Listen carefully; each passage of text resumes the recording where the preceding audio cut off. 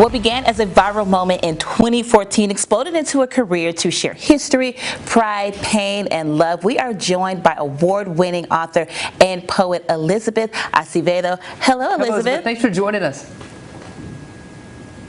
Hello. Hi, Jacqueline. Hi, Jason. It's a pleasure to be here with you this morning. Yeah, it's a pleasure to talk to you. Tell us a little bit about your journey as a poet.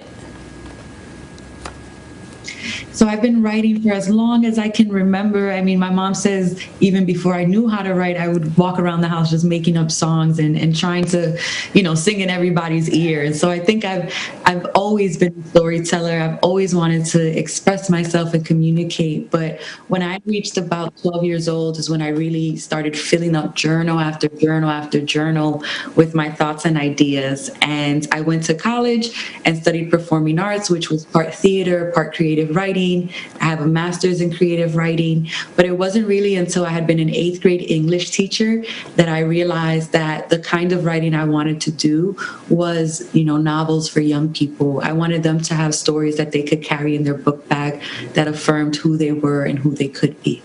Yeah, absolutely. And you've got a new project out. You're bringing words to life in a very unique way with Inheritance, a visual poem. What makes this book so special? Yeah. This book is fascinating because it's a poem I wrote when I was a senior in college over 13 years ago.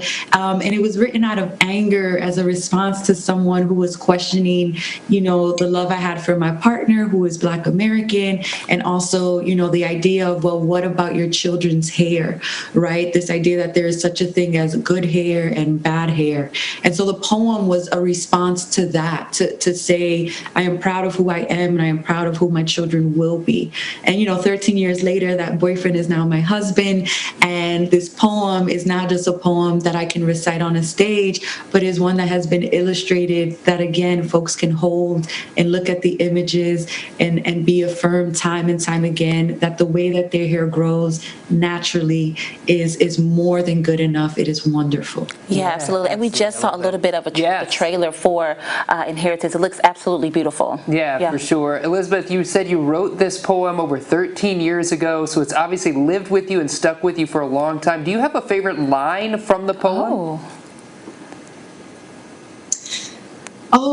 I think there's so many lines that I truly love, but there is one at the very end. My children will be born beautiful, of dust skin and brilliant eyes, hair of reclamation, and I will braid pride down their backs. I think it just speaks to the hopes that I have, and just how lovely I think all children can and will be and should be loved as opposed to what we want them to look like as what they actually are. Yeah. Certainly. And your talent shines through just in that one line that you read to us. Yeah. Amazing. What do you hope readers come away with when they read Inheritance?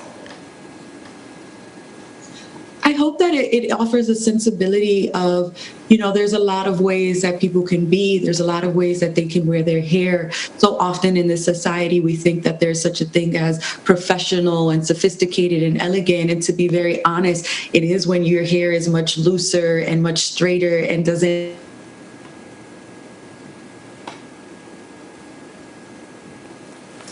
there are many different ways that Black folks can wear their hair and be beautiful, but also that we have to be really open to one another and to how we want to express ourselves, using our hair included. Yeah, absolutely. And of course, our viewers, you can check out Inheritance, a visual poem, right now. Elizabeth, thank you for taking the time to join us. We appreciate you.